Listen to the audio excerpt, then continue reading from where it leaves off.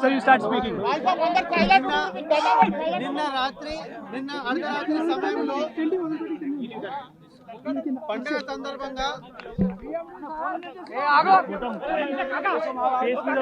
రథం తీస్తున్న సమయంలో ఒక TV cable conductor electrical lines తోని కాంటాక్ట్ లో వచ్చి కింద డాంగ్లింగ్ అవుతున్నప్పుడు ఆ రథంని తగిలి ఒక 5 ఎలక్ట్రిక్యూట్ అయినట్టు సమాచారం వచ్చింది. అదే విధంగా 2 క్రిటికల్ గా ఇంజర్ అయ్యారు. వాళ్ళ దాంట్లో కూడా ఒకరు ప్రాణాలు కోరుకున్నట్టు సమాచారం ఉంది. సో దాన్ని సైట్ ఇన్స్పెక్షన్ చేయడానికి నేను ఇక్కడ రావడం జరిగింది.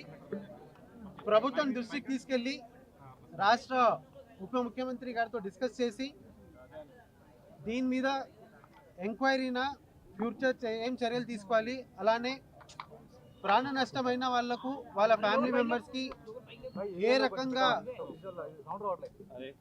బెనిఫిట్స్ పొందించాలనో, ఏ రకంగా ఎక్స్గ్రేషియా ఇవ్వాలనో అనేది గవర్నమెంట్ లెవెల్లో ఉప ముఖ్యమంత్రి గారితో చర్చించి ఒక నిర్ణయం తీసుకోవడం జరుగుతుంది.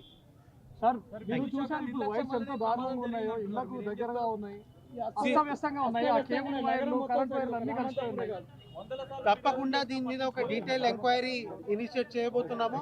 ఆ డీటెయిల్ ఎంక్వైరీలో ఎవరి లోపం ఉందో, దేనివల్ల ఈ కండక్టర్ కేబుల్ కాంటాక్ట్ లో వచ్చిందో, దేనివల్ల ఆ కండక్టర్ నుంచి కరెంట్ పాస్ అవుతూ ఆ టీవీ కేబుల్ కిందకి డాంగ్లింగ్ అవుతుందో ఖచ్చితంగా ఎంక్వైరీ కండక్ట్ చేసి ఉన్న నిర్లక్ష్యం ఉన్న అధికారుల మీద కూడా యాక్షన్ తీసుకోవడం జరుగుతుంది. సార్ కొన్ని రోజుల్లో వినాయక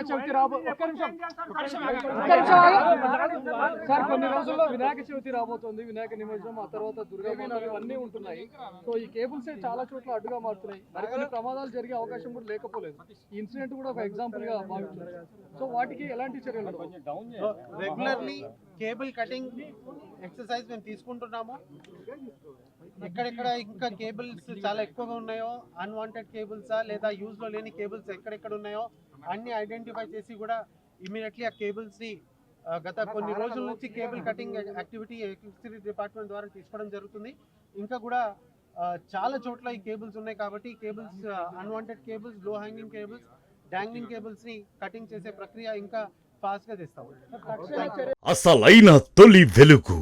ఫాలో వాట్సాప్ @తొలి వెలుగు official.